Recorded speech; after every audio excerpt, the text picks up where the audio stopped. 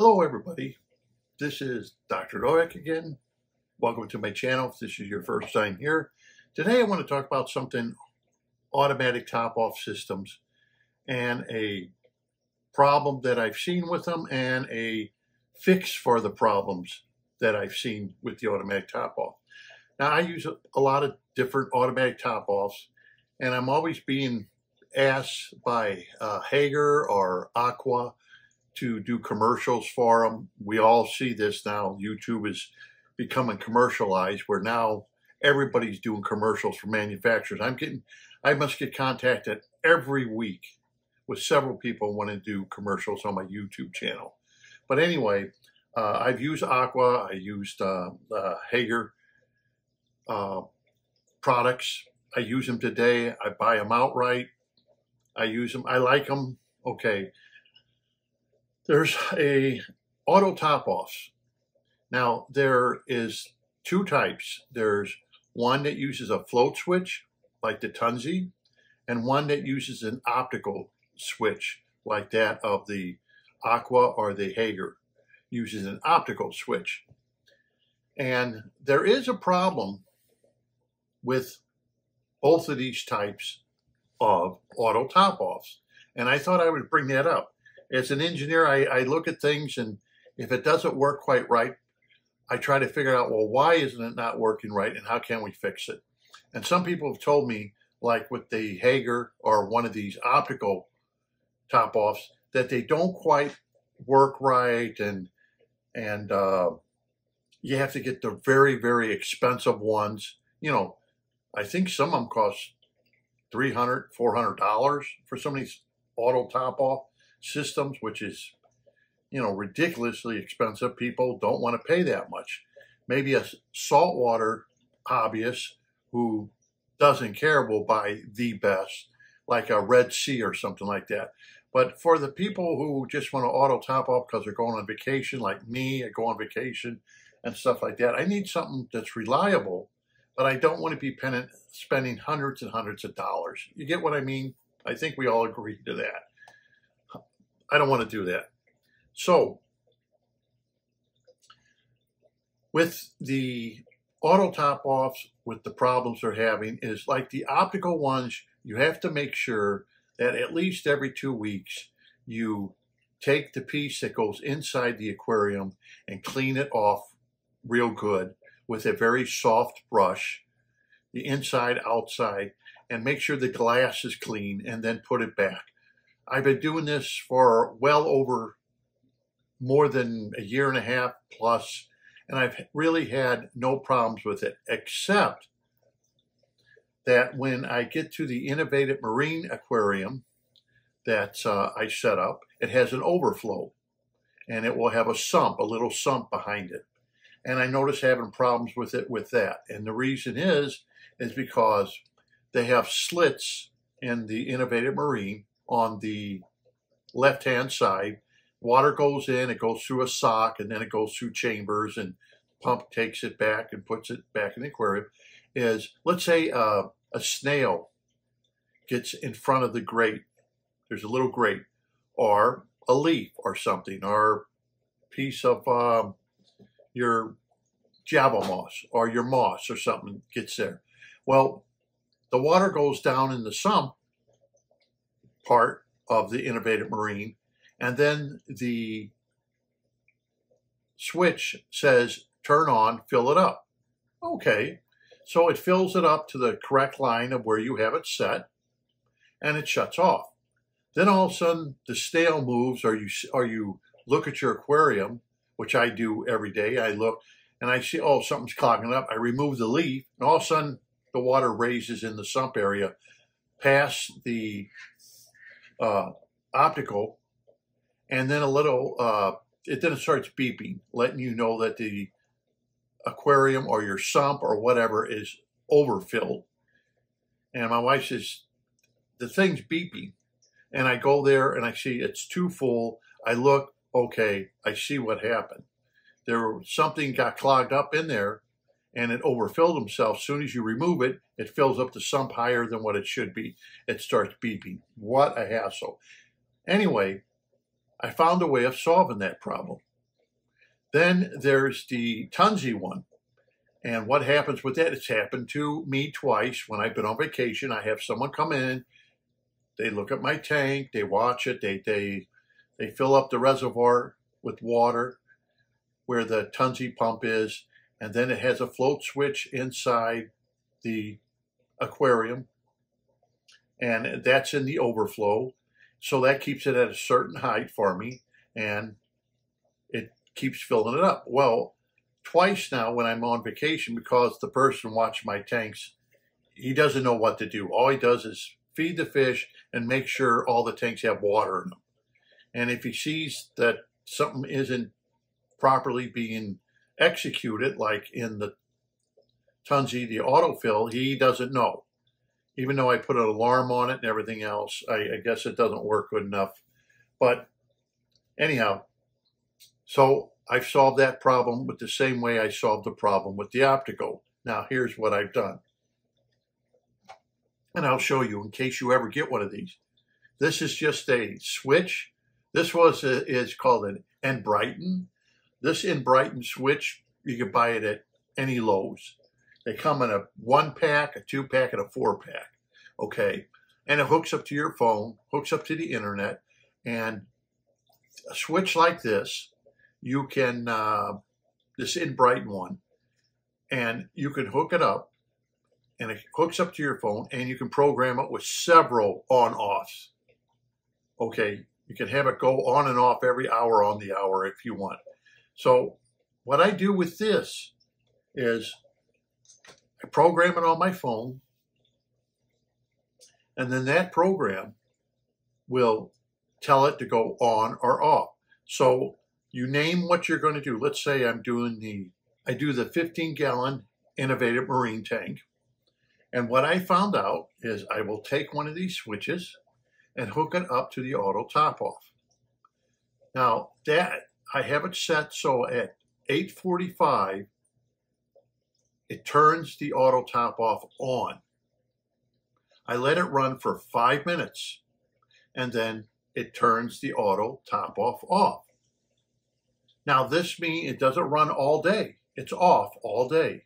Then at about 5 o'clock in the evening, switch turns the auto top off back on. It will fill up. If it's evaporated some, it will fill up to the line that's on the optical, and it will shut off. Within 5 minutes, this shuts the whole thing down. So the auto top off only comes on twice a day to fill up the reservoir that's in the Innovative Marine and the back of the Innovative Marine. That has solved the problem 100% of having a leaf there or something like that, because as long as the aquarium gets checked once a day to make sure the slots are opened up and everything, or snails not there, it doesn't overflow and then the alarm goes off constantly. And then you siphon the water out if an alarm comes off, and it's a hassle, and then you get it to the right level, and then whatever was clogging it, if you take it away, then it sinks. And well, with this, doing this by turning that on and off only when you need it, it solved all my problems with that. Now I do the same thing. I use one of these for the Tunzi, because what is happening with the Tunzi has a little device, a control box, and in that control box, it has a set where you can set it like it will run 60 seconds and then shut off, or it will run for 2 minutes and shut off. So it's either 1 minute or 2 minutes. I use the 1 minute. And so this is to prevent overflowing your aquarium. So if it turns on and it fills up your tank, and let's say something happens to the float switch for some reason, and anything can happen to it. A snail can get in there, a leaf, anything can maybe jam it up, let's say. Well, it will only run 1 minute. And because of the safety switch built into it, into its computer, it shuts down and it won't come back on again. So when I have my friend come over to look at the tanks and feed them, he doesn't realize that something happened to the float switch, and it's getting lower and lower and lower every day in the back where the wear is, because that's where I have the float switch. He doesn't realize it. And I do have an alarm, but apparently he doesn't hear the alarm or something. Maybe the alarm is beyond his hearing capacity. You know, it's a digital alarm. You know, it's not something that's very loud. It's just a beeping and lets you know that, hey, the water in the wear has gotten too low. Well, luckily I haven't burnt out a pump, but now 4 times a day, because once it goes down too low and keeps going down, because of the built-in safety mechanism into the Tunzi, it will not fill up that wear because it's afraid of overflowing. So if you unplug it and plug it back in, you reboot the brain or the little computer that's in there, and then the pump will come on that's in the sump and fill up the wear, but it will only last 1 minute. So it will fill up only so high and then shut down again. If it doesn't read, because once it hits that minute, the brain says stop. That's in there. The computer says stop. I don't want to overflow this aquarium. So what I do is 4 times a day, every 6 hours, I shut it down, wait 5 minutes, and turn it back on again. Automatically, it shuts down. So the brain is being rebooted every 6 hours during the day. With doing this, that way, if for some reason something happens to the float and it will fill up and it didn't fill up all the way, within 6 hours, it will reboot the brain and it will go another minute until it finally hits the float switch. Usually if something's in the float switch and the water goes down, if there's a snail or something that gets in there, it's going to crawl out because it's not going to be in water anymore, and it's going to crawl away and move on. Or if it's a leaf, it will have, you know, when the water goes down, the leaf will have migrated away from the float switch, and the float switch is just fine because float switches are very reliable. We got no problems, and that's the way to solve it. Any other way of doing it has not worked for me. So if you're thinking about buying one, think about getting, and another thing I'll tell you about these, this is from Lowe's. It's very reliable, very reliable. I noticed that I bought some off of Amazon. They were cheap. I have them sitting in a box and they don't work very well. It's hard to get them back up if something happens with the Wi-Fi or something. It's hard sometimes to let it read back to what it's supposed to be doing. It was a hassle, so I had to buy something a little more reliable that you get out of a hardware store, which is just called Brighton. Okay, and you want to put these throughout your house. It immediately knows the Wi-Fi and everything, and all you have to do is plug it in, plug your thing into it, hit the button here, the on-off button, boom, your phone sees it, it knows what Wi-Fi you're using, and it loads it up for you. You name it to whatever you want. Fish tank 1, fish tank 2, I have an antique tank, you name it, whatever you want. So that way, if you're doing your maintenance, all you have to do is go on your phone and turn it off. So then you do your maintenance, you can turn it back on again. You don't have to constantly unplug it. Great device. So that's all for this video. I thought I would just do a short video to let you know that if you want to use these auto top-offs, this is how I solved the problem of the auto. And I've been using the Tunzi one for over 5 years. And I've been using the one in the Innovative Marine now for what? I've had that one at least 2 years. And that's the way I solved the problem of them overflowing or something's wrong where you're constantly getting the beeping, or as the Tunzi does, it just shuts down for safety reasons. So until next time, this is Dr. Noah. Hope you enjoyed the video. I hope I gave you some good advice.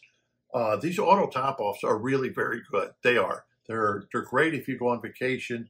They're great if you don't want to constantly be putting water in your aquarium, if you like it to be at a certain level, especially when you're using aquariums like the Innovative Marine, Red Sea, some of these that have a sump built in the back. an auto top off really helps. And they're very easy to use. Just remember, if it's the optical, you need to keep them clean. I've had no problems with it. Some people say, oh, it worked fine for 4 months and it didn't work. You need to keep them clean. You need to keep the glass. And sometimes doing what I just said by rebooting them every day, the problems go away. I don't know, there's just some mechanism in their safety mechanism built into these to let you know if the water goes too low or too high. The one that's from Haggard only lets you know if the water's too high. Then it starts beeping constantly that, hey, the water's too high. It's above the fill line. So you better check your aquarium. By doing this, I don't have any more problems with anything, because then I know every day when I get around to it to make sure the flow is going good, there's not a snail or some other detritus or whatever blocking it. Okay, so I hope this helps you. If you wish to buy them, I would say they're pretty reliable. Just remember this video and copy what I do. So until next time, this is Dr. Noah. Thank you for watching, and don't forget to subscribe. And every week, I always try to every week come out with some pertinent information for the hobbyists to help them make life easier. And auto top-offs really make life easier, believe me. But if they're done right, they make life primo easy. Okay? So until next time, thank you for watching.